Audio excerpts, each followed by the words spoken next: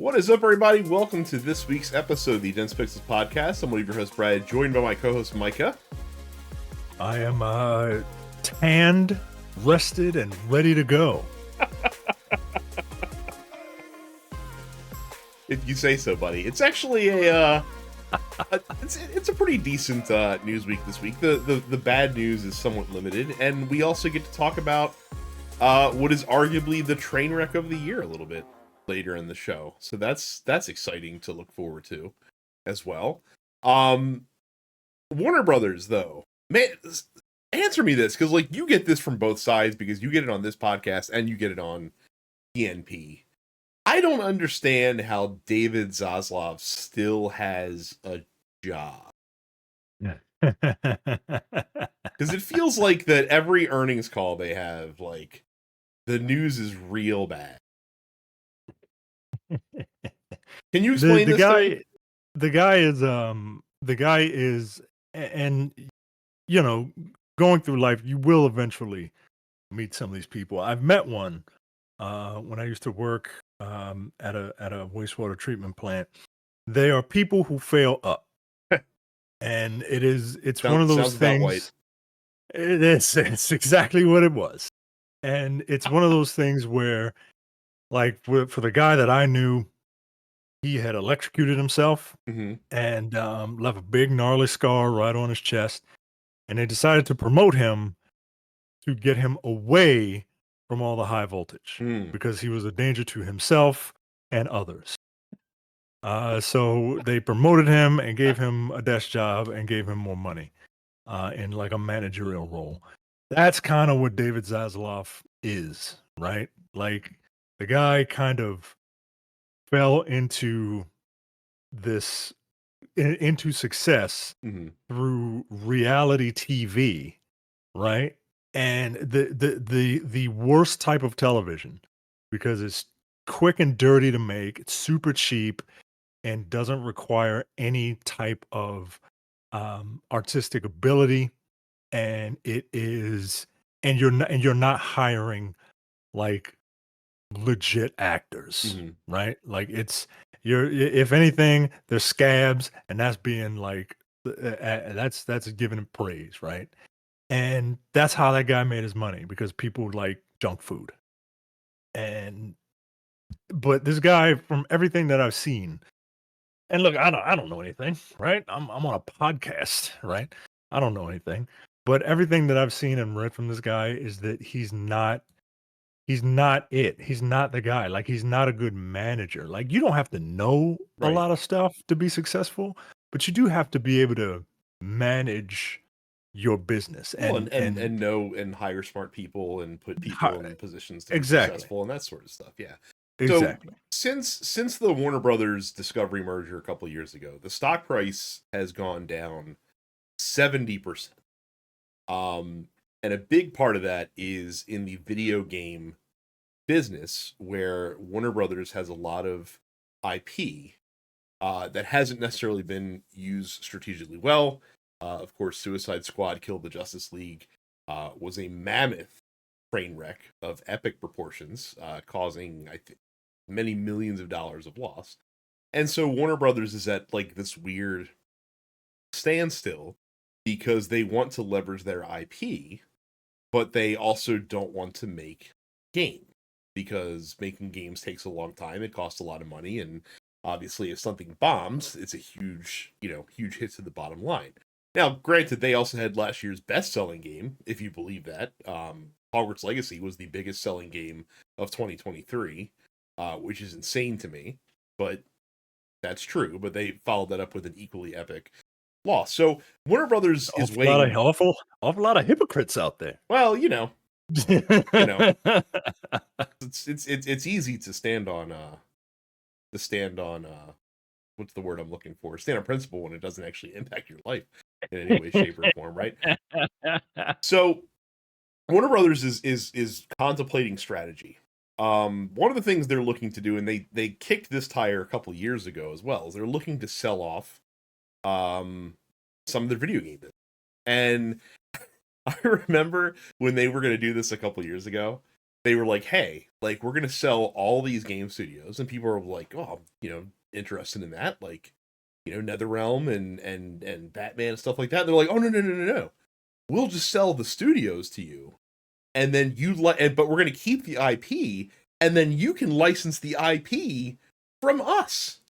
This is like, who's taking that deal? Right. Well, Like, this is what we're that's talking about. literally nobody did, because obviously it's the IP that's really worth what it is. So they're thinking about kicking that tire. I'd have to imagine that if they do sell off a lot of their studio business, and never say never in this climate right now, but NetherRealm would probably stay internal to WB, because Mortal Kombat is pretty reliably a moneymaker, and a few things like that. But I could see a lot of other studios going by the wayside.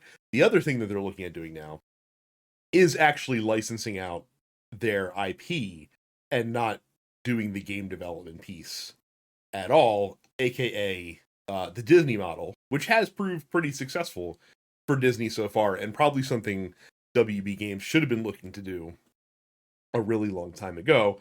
Now, obviously, the downside of that specific strategy is that it probably is going to mean the closure of several of their studios that they have if they decide to go that route. So I feel like that it's bad no matter what. But again, now you can see my confusion as to why I'm flummoxed that David Zaslav continues to be able to run a multi-billion-dollar corporation. So Warner Brothers is not doing what they think it should be doing, so they're gonna copy Disney's Homework. Yeah, that sounds on brand. Yeah, to mix results. Yeah, yeah, that really does sound on brand. Yeah. Look, in the movie space, it seems like they at least have an idea.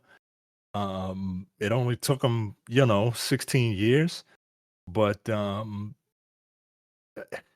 yeah, I don't know. I don't know. Part of it is, Suicide Squad was a huge, like, Uh-oh. I mean, it was a ditch. It was Yeah. like it was a huge money sink. And part of it is that, like, again, as a manager, you don't have to know about video games, but you have to know the right people. And if you're just getting analytics people, if you're just getting people that follow trends, like, that's all Suicide Squad was, right? Like, they took, "Hey, here's a super popular developer that the fans like, right? But we're gonna make them follow this trend because we want more money." I get it, right? Like, I'm not so naive that, like, I don't understand how corporations work, but it's a gamble, and it's a gamble that people like David Zaslav can take, but the actual cogs in the machine can't, because they're not gonna grease those wheels. They're just gonna buy new ones, and that's my issue with massive corporations. Yeah. I understand that. For now we kind of need them, right? But I just wish they treated people better. That's all. Right. And And again, the problem is too is that, like, I'm looking at their stable of studios here. I could easily see them closing two of them, like Rocksteady and WB Games Montreal, who were the makers. The last game they put out was Gotham Knights. Would not surprise me at all if they just cut bait on those because of the lack of success of those games. Avalanche, they can probably find a buyer for. Avalanche is the folks who developed Hogwarts Legacy. NetherRealm, I would imagine, would probably stay in house, or they could sell that with the Mortal Kombat IP for a pretty penny to somebody, I would imagine. Monolith Productions did the Shadow of War games. I don't know. I can't remember what I think Shadow of War might be the last game they put out. I don't know what they're working on right now. And then they have the TT Games, which is the Lego developer as well. So, like, I can see landing destinations for some. It kind of depends on what WB Games wants to do, but it seems pretty clear to me that they don't want to be involved in the traditional publishing business anymore. I think they saw what happened to Suicide Squad.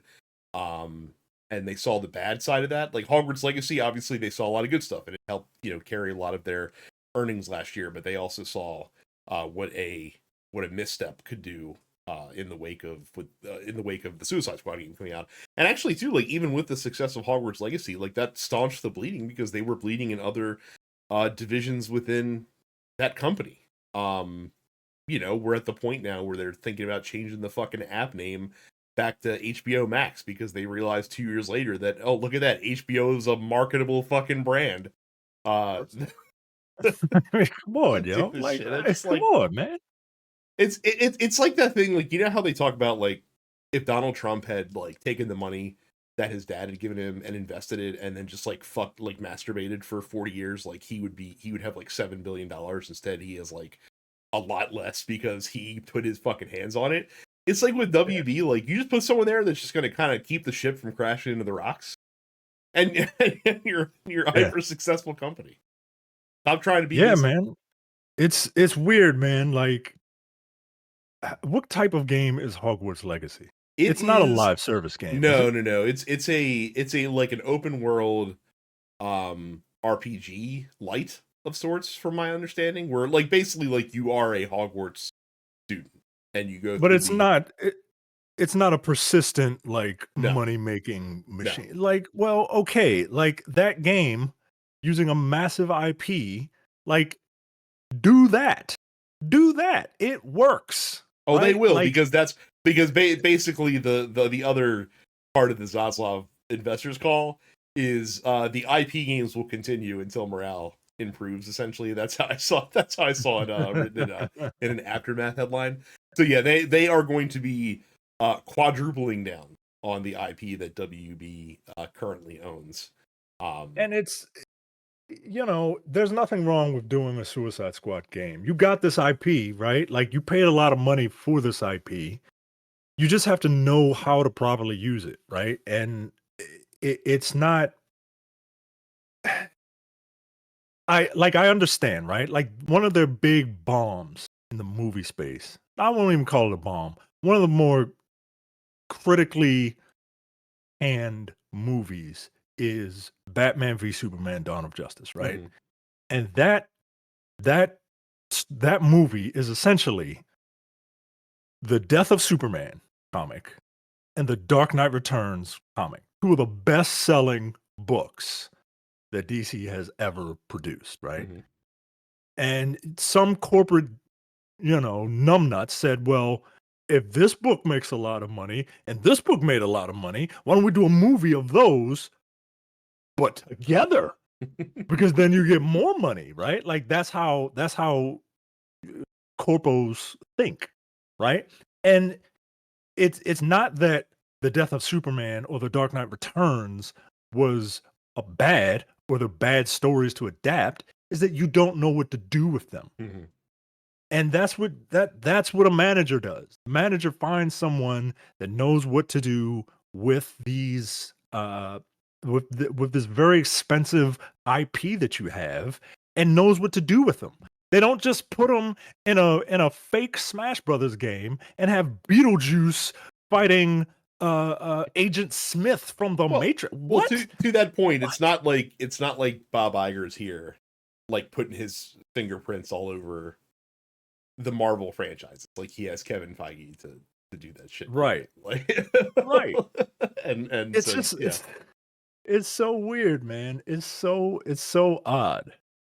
Well, and I don't know. We'll see what this portends. Nothing good, I think. Again, I think before the year's out, we're going to get some bad news from some of these WB studios, which is really unfortunate because, again, a lot of these, actually not a lot, all of these studios have put out good games in the past, and with a company that's willing to give them, good projects that they're passionate to work on. And I'm not saying that people at Rocksteady weren't passionate to work on Suicide Squad, but I'm pretty sure that once the writing was on the wall as far as what that game was going to be, and they saw, especially Marvel Avengers, which is the best corollary for it, and they saw what happened to that, I'm sure the morale at the studio probably died down. But again, WB Games used to be one of the best publishers from a hit ratio in the business not that long ago. So like it's just you just gotta to your point, stop trend chasing and stop trying to find the next game that's just going to bring you in, $1 billion of revenue every year, because there's only so many of those out there, and they're probably already they probably already exist, most likely. PSN recently had a sale. I think it's over now, but they recently had a sale, and Suicide Squad, whatever Uber edition it was down to $20. Well, that's how you know. That's how you know. They're just, and I think they recently announced that they I don't know if they officially announced that they have announced like the end of new content for that game, but I'm pretty sure that they've said it's not going to be get new content into perpetuity. I think it's going to get 4 packs. I think they've released 2 of them already. And by the way, the new content that just came out basically retcons the entire story, saying, "Oh, those weren't the real Justice League people that you killed; those were clones." Of course, Clones. of course, because like you can't even with this like weird, like we're gonna throw all our eggs in this one basket. You can't commit to something that's taking a risk. You can't commit to even taking a risk in that. Okay, all right. Good luck to all the people who are about to lose their jobs. So, Micah, set your anticipation levels to turgid, because I have the feeling that some of the quotes from this interview with BioWare are going to be exactly what you're looking to hear when it talks about the prospects of Dragon Age: The Veilguard. Talking to Edge Magazine, the creative director of Dragon Age, John Epler, said that he felt that making an online multiplayer game was not playing to the strengths of BioWare. Quote, "We're a studio that has always been built around digging deep on storytelling, role-playing. I'm proud about a lot of things on Anthem. I was on that project for 1.5 years, but at the end of the day, we were building a game focused on something we were not necessarily as proficient at. For me and the team, the biggest lesson was to know what you're good at and then double down on it." All right. I've been looking at people who have more time than I do aggregate a bunch of things regarding the Veilguard, and everything that I'm seeing sounds like this, basically. Like everything that, but the spin, the pitch, the marketing is working on me. And look, I get that. I wanted Anthem to be great. I really did. And I'm not gonna say I'm happy I bought it, but I did enjoy it for a bit. It just kind of ran out of steam for me. But I do like that the team seems to be focused, and all of and I get it. Like people are mad that it's not. It's a little more action heavy and stuff like that, but like you got to sell games too, man. Yeah. Like those older games are still available. I still play Dragon Age Origins, once every couple of years. It's still there, man. Yeah, but I like everything that I've been seeing from the Veilguard. And look, part of that is just like I'm a fan. So we'll see. I just want to play a demo. I want a demo, man. I want a demo, and I want like one of those character creator demos where it's just like I can create my character, because they're touting like, oh, this is the most advanced character creator ever that we've ever done. And I don't want to be like sitting there like I did with Baldur's Gate, sitting there for 2 hours trying to create somebody. You know what I mean? That's what I want. That's what I'm hoping to get from the Veilguard. If we don't get a release date soon, isn't like GDC or something happening soon? Gamescom is next Gamescom. week. It might be this weekend. Come to think of it, it's soon. I know that. I thought they did give a release date. I thought it was like November something. If I'm not mistaken. I thought it was just 2024 or Okay. out in November, but no hard date yet. I it's interesting to me that that those Dragon Age games have built the following they have. I think one of the big benefits to the Mass Effect franchise is that you had like the same character that you carried on throughout all of these games, and in all the Dragon Age games, they all like you are embodying a different character in each one, and yet they somehow made a through line. And obviously, I know that the timeline in the Dragon Age series is more spaced out than than it is in Mass Effect. But I just find it interesting that even without kind of that I guess there is connective tissue just because characters persist across multiple games. But It feels more like it feels like a bigger world. mm-hmm. Whereas, and that might sound weird because like Mass Effect It's is like like our galaxy. galaxy, right? But Mass Effect is a big world focused, hyper focused on one person going through it and that person's effect on it. Whereas Dragon Age feels like a living, breathing, universe. Um, when did those two games come out? I think those two games kind of came out around the same time or something like Which that. two games? Dragon Age and Mass Effect, Oh, because they there's an inextricable I can't talk today. There is a link between those two games. Mass Effect 1 came out in '07, and Dragon Age Origins came out in 2009, I want to say. Might have been 2010. I was definitely working Okay. for GameStop at the time. So Okay. But it feels like how NetherRealm used to do, here's a Mortal Kombat, now here's an Injustice, now here's a mhm. Mortal Kombat, now here's an Injustice. That's kind of the vibe that I got from Dragon Age, right? Like they did well to not cannibalize the audience Mhm. and made fans of two wildly different, fantasy archetypes. Yeah. And yeah, man, like that's part of the reason why people love both of these series. It's like They definitely overlapped with each other a lot, because I know that in a basically from '09 to 14, a 5-year span, you got 2 Mass Effects and 3 Dragon Age in that 5-year span. So you're basically getting, to your point, a new release every single year. yeah, yeah. So yeah, so I could see where the adoption came from for sure. So I'd be curious to see, because obviously, like, after they do this, they're gonna probably shift heavily into development onto the new Mass Effect. I'd be curious to see whatever their new game is, given the mainstream success that Baldur's Gate 3 has had, and showing that CRPGs can be palatable to a wider audience if you have a really good story behind them.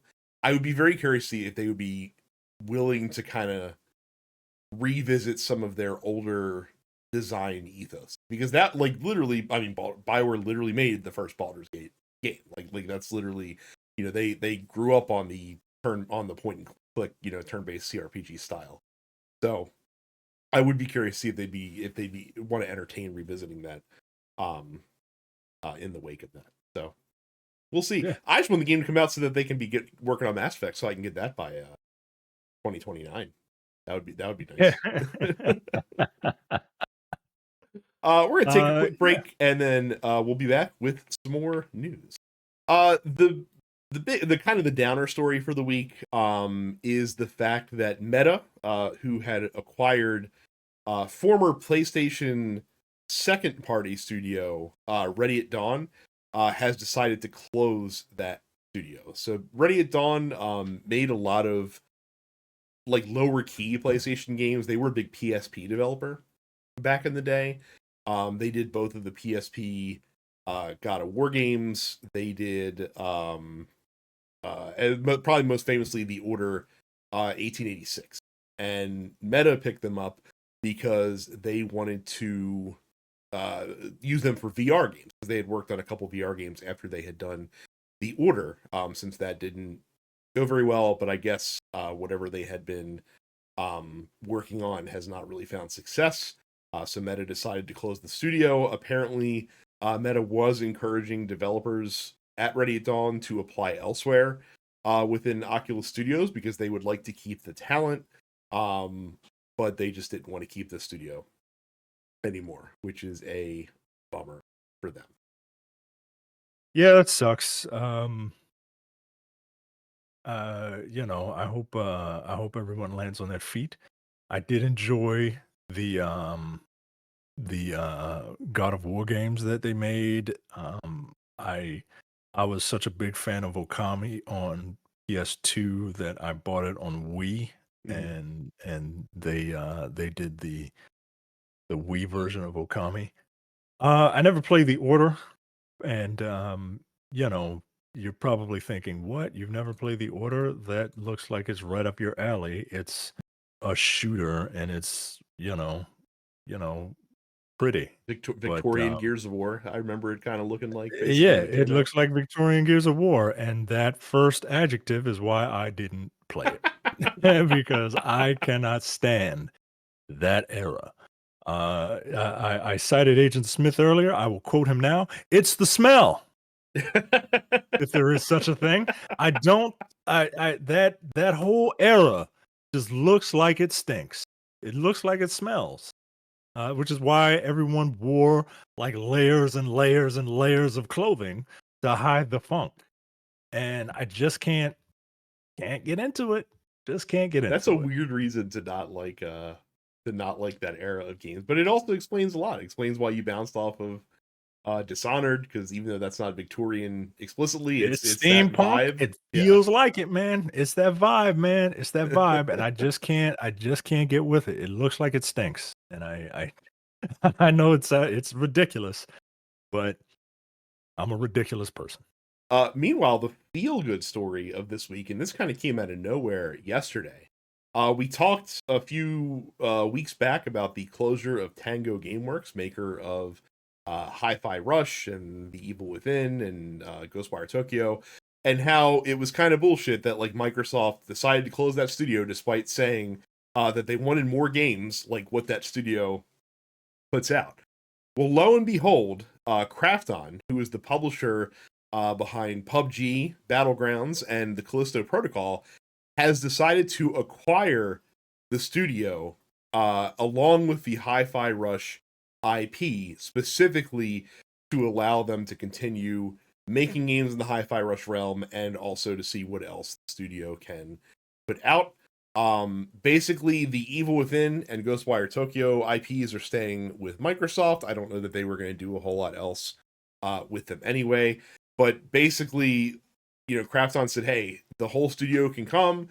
Like, if you left because you thought you didn't have a job, you have a job. Come back, and let's fucking make some video games." This was pretty cool, completely out of nowhere. Yeah, this is wonderful. You love to see this. Um, High Five Rush is a cool little game. Like I played it back when I still had Xbox Game Pass. Game Pass. Yes, thank you. I fucking forgot it. Um, I didn't really care for Tokyo Ghostwire Tokyo. I just kind of thought that game was fine. It was competent. It was cromulent. Um, it was just kind of boring, and yeah, I didn't really care for it. But look, man, this is like you said, this is a feel good story. Um, I'm glad that the studio was saved. Now you can make more games. Yep. So very cool, and it'll be awesome to see what else happens there. Uh, Balatro has been one of the big surprise hits of this year. It's definitely going to be very high up on my game of the year list. And the developer localthunk, which is a dude basically, um, said that he's going to be expanding the game in 2025, but not changing what it is. He also has said that he has literally put in his will um, that even when he dies, he will not allow the game to be licensed in any way in like casinos or anything like that, or to have like any microtransactions or anything like that put in the game. He basically said that he couldn't imagine ever seeing that happen to this game, because and he knows that it's a license that is ripe for exploitation, and so he literally has willed it that he will never have these things happen Good. with his Good. game. I actually really like that. Good. Yeah, it fucking rules. Yeah, man. That's awesome. Because, So like, fuck you. You're not gonna fucking when I die, you're gonna fucking pimp out my creation. You well, know what I mean? it's I remember the second that Prince died, right? mhm, Like Prince, who was like notorious for like just throwing his music out to anybody with a paycheck with a checkbook, right? The second he died, there was a fucking Prince song in the second Kingsman Secret Service movie. mhm. And it's just like, come on, yo, like Prince be rolling over in his grave with hearing his song in the middle of a chase scene with fucking Eggsy, whatever the fuck that guy's name was. Like it just doesn't it didn't feel right. You know what I mean? Yeah. So like good for this guy. Yeah, man.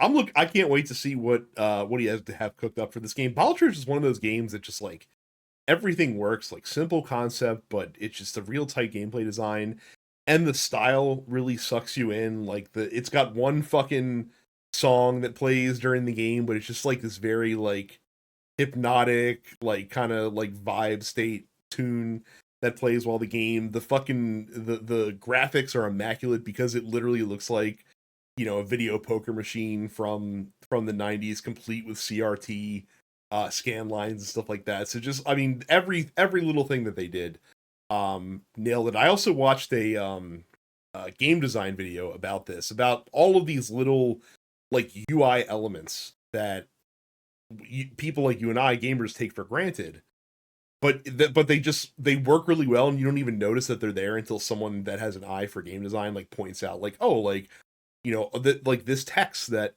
has an action keyword on it is animated, like, and it not only is a different color, but it also like little, vibrates and shimmers to really just draw your attention to it that little more. Like important text notes are actually typed out on the screen instead of just appearing, so it draws your eye to them a little bit, like kind of stuff like that. It's very, very interesting and very cool when you see smaller developers really have a keen eye towards that sort of thing that gets missed by larger developers oftentimes as well. So can't wait to see what Balatro has in store coming down the pipe.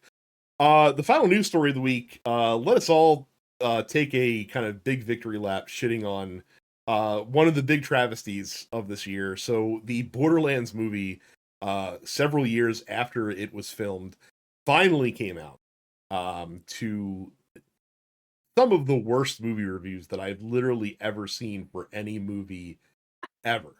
So there's this website, Micah, you may be familiar with it, called CinemaScore.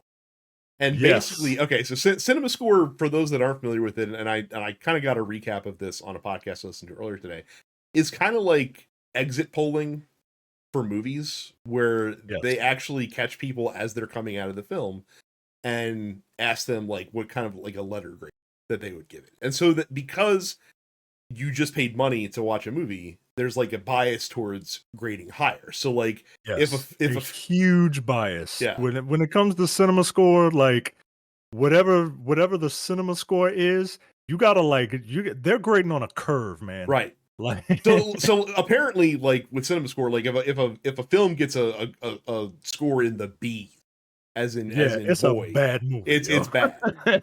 And Borderlands has a CinemaScore of a D as in David plus. So these are so basically everyone that came out of this movie, as soon as they were done seeing it and were asked like, "Hey, what'd you think about the film?" It fucking sucked. Like it was terrible. It was terrible. Um, but Micah, the Oh not only god. does this come into our video game podcast because of the subject matter of the film, but also because Strauss Zelnick just wants you to give the film a chance because a lot of people worked really hard on it. And so he was talking during Take Two's Q1 earnings call. They asked him about it. Now, this Take Two doesn't benefit directly from the performance of the Borderlands movie. I mean, they licensed the IP out to the studio that was making it. So I don't think it matters to them whether or not the movie does well, except for as it could possibly affect the IP itself for future games. But he says the look and feel of the movie are terrific. But let's give the film a chance because a lot of people worked really hard on it. The underlying intellectual property is phenomenal. The cast is amazing. So let's see what audiences have to say. Well, Strauss, they didn't have much good to say. I'll tell you that. Holy shit. I can't tell you. Look, I knew this movie wasn't going to be good, and I shouldn't root for anyone to like fail. Because yeah, I'm sure some people did work on it, work hard. Oh no, I'm looking at this picture of this thumbnail, and they don't seem like they're really into it. But the movie objectively looks ugly. Like from just like a visual standpoint. Like it is unarguable. I've heard people that have seen the movie say that it looks simultaneously both incredibly cheap and incredibly expensive at the same time. Yeah, I could see that, right? Because it's like oh wow, like look at this, but like look at this obvious green screen, right? Like Right. look at this close up of Kate Blanchett that she just doesn't feel like she's there, right? And a lot of movies have that, right? All them damn Marvel movies and shit, they all have that, but it's not as like pronounced. It's like when you are on a Zoom call and you put the artificial like thing in the background to the background. Like it doesn't work.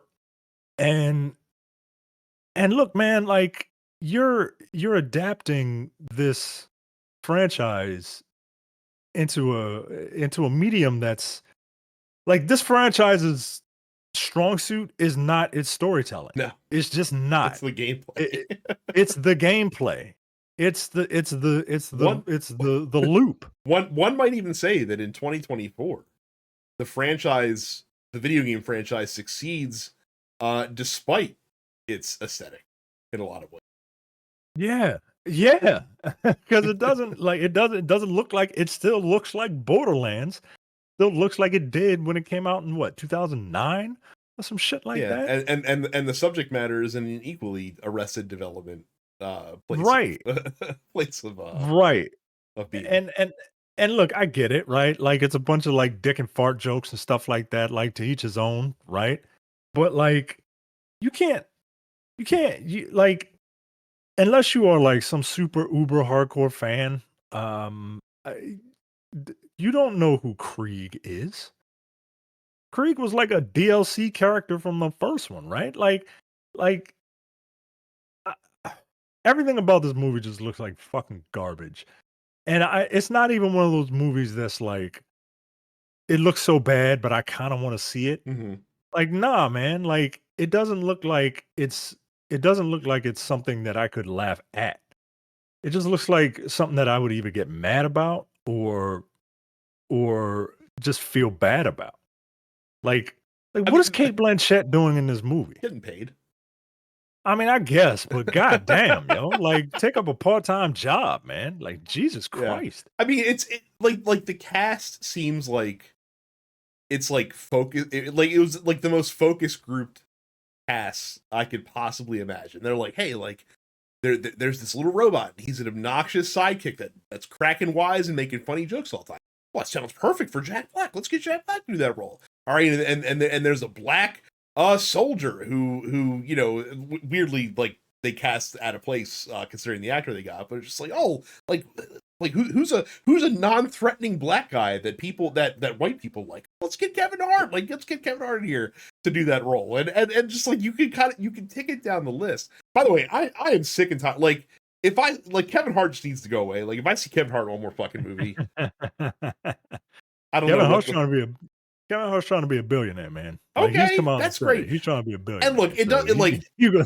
a lot of this is not Kevin Hart's fault. Like my son fucking loves watching those damn Jumanji films, which you can imagine for me seeing like fucking Kevin Hart and Dwayne and Jack Black in a movie all together constantly is like my personal kryptonite. I don't really have anything against Jack Black, but like Jack Black also in a place of overexposure for me personally.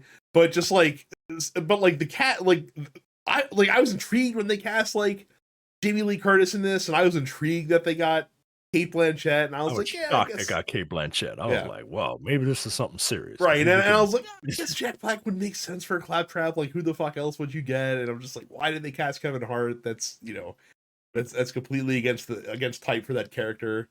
Okay, but just like, all right, I remember I talked on the show before. Like, I was hopefully optimistic that it would be that I would go in with low expectations, and it would at least exceed them by being a competent, fun at times movie that leaned into the Borderlands of it all, and apparently like it couldn't even clear that meager bar that was I mean, the guy that initially signed on to write it, Craig Mazin, who has a weird filmography as a writer. Like he wrote The Last of Us and Chernobyl, but like he also wrote like Scary Movie or some shit like Mhm. that. Like it's wild, but he didn't want his name on it. Like he didn't want his name that's on the that's how project. you know it's good when fucking writers like, you know what? Don't credit me. I don't want this. The On writers credited on the movie are Eli Roth, the director, and someone who doesn't exist because it's a pseudonym. It's a pen name. yeah. Like it's just wild, man. Like this is the fan four stick of this decade. And it just I don't know, man. It's kind of funny looking at these reviews. I don't want to watch it. I won't watch it, and I only hope that people's curiosity doesn't get the better of them when this thing hits video on demand Mhm. in like 4 days, just so they can I kind of again, I recoup like some fun. it's one thing where like you know how it is like when a movie has a low critic score but has a significantly higher user score, and you're Yeah, just like, all right, maybe this isn't a critic movie, like maybe it's probably objectively bad, but it's probably like a fun watch, you know what I mean? Like you and I love fucking plenty of movies that are that. I mean, we, for fuck's sake, we do a podcast on this network specifically about movies that are basically that in a lot of ways. yeah. um so like, yeah, like there's certainly so bad it's good. Like that certainly is something that exists. But again, the commentary that I keep hearing about this is like, no, it is just plain bad. Like there's not even parts in it that are just like, it's worth it for this. It just fucking sucks the entire way through. So I Good. too will not be spending a single second of my life watching the Borderlands film by choice. If it happens to end up in front of me, then we'll see. But I will not go out of my way to watch this movie. Take another quick break. We'll be back with some game impressions and then the post office. I have been diligently chipping away at my backlog as we go through this kind of dry summer in video game releases. And I finally played a game that I had been looking to check out for a little while called Humankind. Humankind is a 4X grand strategy game in the vein of a Civilization from Amplitude Studios, published by Sega. And this and I played Endless Space 2, which I talked about a few weeks ago from Amplitude. I liked it. And Humankind is again like they're them saying, all right, we're gonna do our spin on Civ. And it just didn't end up well for me in the end because it does a lot of quirky things, and those things are intriguing in the early game, and then it like trips over the hurdle when you get to like the later stages of the mid game and the rest of the way through. So essentially, the thing that makes Humankind unique is that whereas in like a Civilization, you are picking your civilization at the beginning of the game, right? And you're saying, hey, like this game, I'm going to be the Americas, or I'm going to be the Germans, or the British, or the Zulus, or this or the other thing, and that gets you, passive bonuses that encourage you to, go down a specific track of resource exploitation and some unique units and other stuff like that. So the way that Humankind mixes up that formula is when you start the game, you are just a generic Neolithic tribe.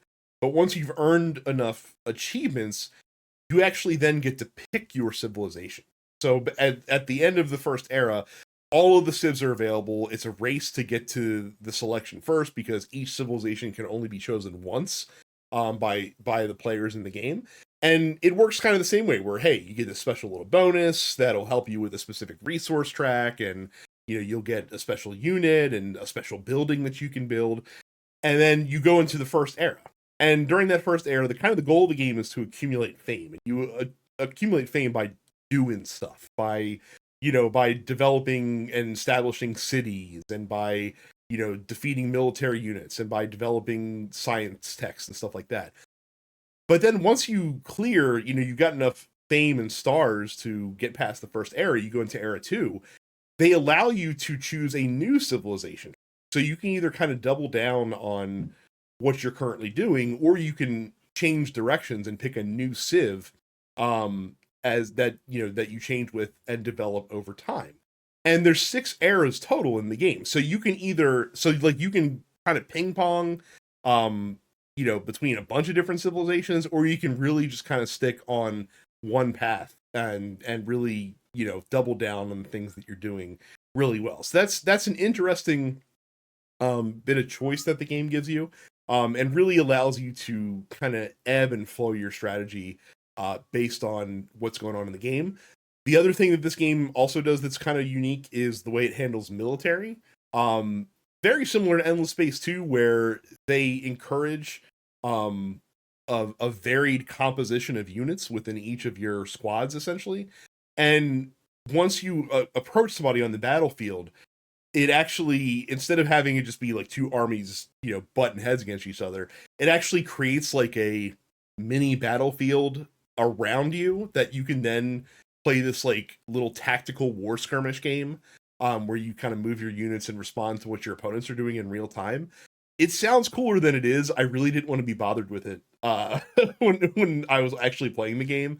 It couldn't really wrap my head around it, so I ended up just picking auto battle for every fight that I came across, because like the end result was usually kind of the same anyway. So again, early game, really fun. It's interesting the way that they handle district building and expanding your borders. Humankind is a game that really wants you to fucking take over the map. Like in Civilization, it's all about establishing your cities and then pumping culture into those cities to have them naturally expand their borders. Civilization, it's like, hey, go find it, or I mean, Humankind rather. It's, hey, go find the swath of land that nobody has, that has some cool resources you can mine from it, and throw an outpost down in that fucker and just make it part of your territory. Like it's really a game about painting the map in your color, as it were. The reason that this thing falls down is because once you get to the later portions of the mid game and into the end game, whereas a lot of games you're still really spinning plates because you're handling a lot of different things at once. Humankind made it feel like you're just juggling one ball in the air constantly. Like that's all you're doing, is just throwing one ball up constantly and just catching it and throwing it back up in the air. Because the way the game's systems work is that it's very easy to kind of have like a uniciv where all of your cities are working together towards the same goal. Like you can even, like if you're building a wonder, one of the big to-dos in these games is to build one of the great wonders of the world, right? It usually takes a shitload of industry to be able to do it. You literally can set all of your cities to contribute their resources towards the building of the wonders to make it super easy, which is great, but it also makes it very simple what you're doing on your turn every single time. Like you're literally just like, oh, okay, move my military units, next turn. Move my military units, next turn. And it gets very samey and boring. And then the game pissed me off when I got to the end, because most of these 4X grand strategy games have end conditions, right? Like they have game triggering win conditions where it's like, hey, as soon as the civilization does this one thing, triggers the end of the game, and either that civilization wins or you score, based on who has the highest score, that civ wins. Or there's a turn limit where if nobody achieves these things by X amount of turns, the game ends and we just go to score, right? Humankind has a turn limit. So like when I start playing the game, it's like, hey, turn limit 300 turns. Okay, cool. Pretty standard for a normal length game. But as soon as one of your civilizations gets to the 6th era, which is the last era in the game, the turn limit gets wiped out, and then the game has to end on one of the end game conditions that are also set up. And so what it kind of led me to is at the time that I did this, I was comfortably winning on the fame track, which is the only thing that matters. Like the score is the only thing that matters in Humankind. And it would have been better for me to just run the clock out on the game and just end it that way.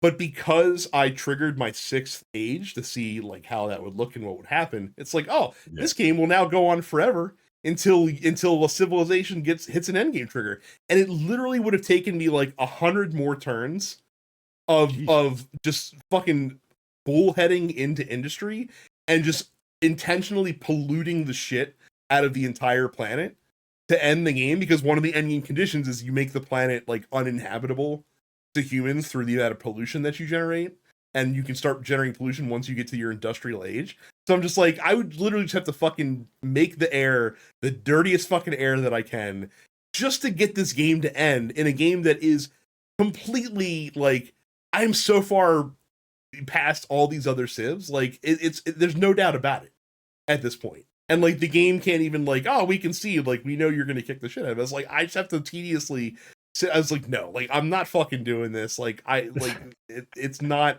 it fumbled the ball going into the end. So I do not recommend Humankind.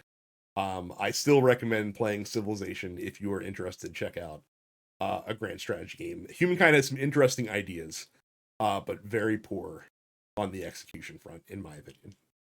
I see. So I see. That'll take us to the Dense Pixels post office. If you're not a member of our Discord, you can join by going to densepixels.com/fans and asking us questions that we will answer on the show, starting with Johnny, that says, what is or was your favorite video game to gift to somebody? I got my Mass Effect hoodie, which was my wife got me that, and because I told her I wanted it, not because she's like, oh, hey, you like this? Like, no. But yeah, like I don't know, some like clothing, because like Lord knows no one's gonna buy, hardware, Right. So I'm reading this as Johnny asking, what's our favorite game to give to somebody? Like if I try this out. I think that for me, the all-time winner of this now is going to be Vampire Survivors. It's $5. It's got an incredible amount of gameplay. It's available on PC and Switch, which are really the only two systems that you need it on, and on Xbox, I think, too, at this point. Coming to PlayStation soon. Yeah, it's like if you haven't played Vampire, if you told me that you're like, oh, I haven't played Vampire Survivors, and I think you'd be into it, you'd probably just get it for the next day. Like, that's literally probably what would happen. Oh, okay. I read that. I misread the question. Yeah.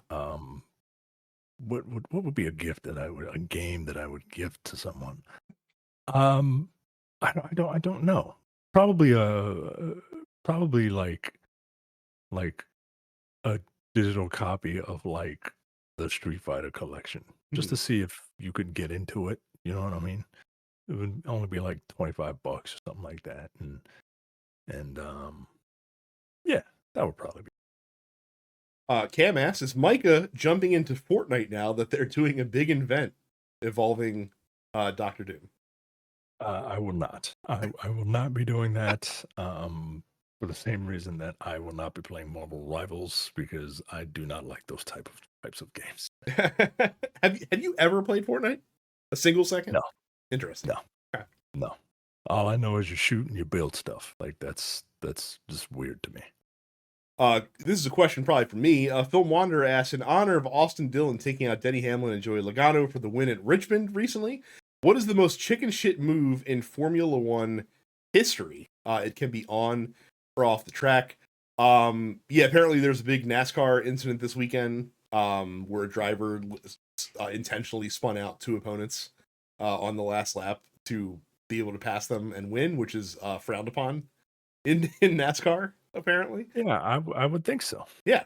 The answer here is obviously for F1, the Crashgate fiasco, which literally led to a official ban on team orders in F1. So Crashgate, for those who don't know, back in 2008, on the McLaren team, Fernando Alonso was on his way to a win, but McLaren wanted to ensure it because I think probably Lewis Hamilton or somebody was catching up to him close to passing him. So they instructed their other driver, who was Nelson Piquet Jr., to intentionally crash his car into a wall to bring out a safety car so that the race would end under safety car, so nobody could pass Alonso, so that he could win the race at the end. Jesus Christ, man. What the fuck? And apparently, like, apparently they had this, obviously, like, they didn't get on the fucking team radio and were like, hey, crash your car. Like, they did it in a much more subtle manner, but an investigation was done that made it very obvious that this was an order given him by the team. Flavio Briatore, to this day, is still banned from having any direct involvement managing a team.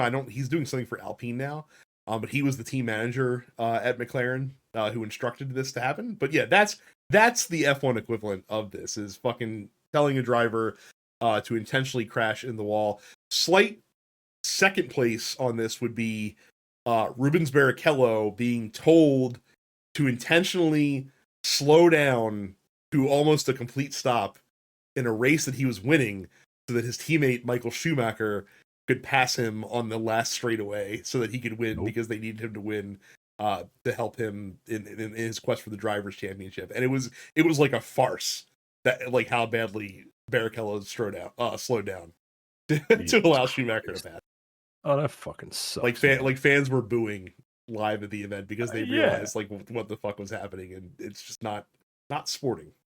Yeah, that fucking stinks. What else stinks is we are going to have to end the post office a little bit early. We will get back to your questions and comments later. I have a bit of an emergency. Okay. So I'm going to have to, it's fine, but I got to take care of it. So okay. I will leave you. Brad will give you the outro. Yeah, I'll give you the outro. See you all next week. As Micah handles his child emergency. So, oh man. So again, make sure you check out YouTube. Go to youtube.com/densepixel to subscribe there. Make sure you subscribe to all the TNP Studio shows. Subscribe to Premium, $5 a month, densepixels.com/premium. Apologies for the abrupt end at the show. Again, kids are fucking crazy. They do all sorts of crazy things. But thank you all for watching and listening, and we will see you all the next time. You're watching the Dense Pixels YouTube channel. Click the subscribe button while you're here, and make sure you check out our weekly podcast where we discuss the latest gaming news and our impressions on what games we've been playing.